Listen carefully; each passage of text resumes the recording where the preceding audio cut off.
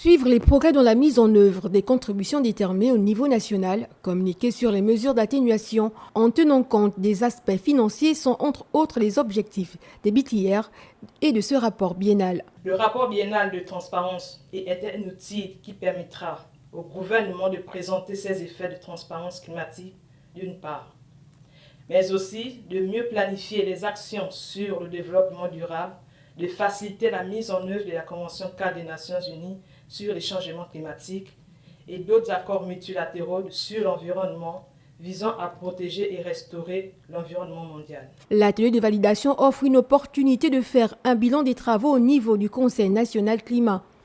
Alors, la date de publication de ce rapport est prévue pour le 30 décembre de ce mois.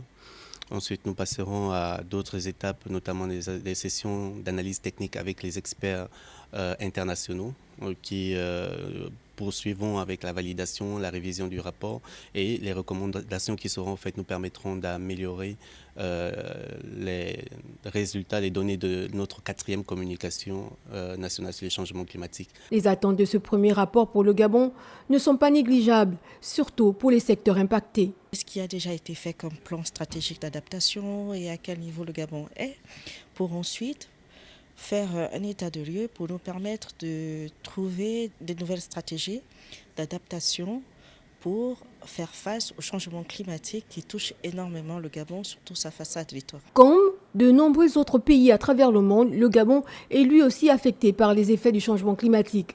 Soucieux de cette situation, le pays devrait renforcer sa politique climatique tout en respectant ses engagements auprès de la communauté internationale.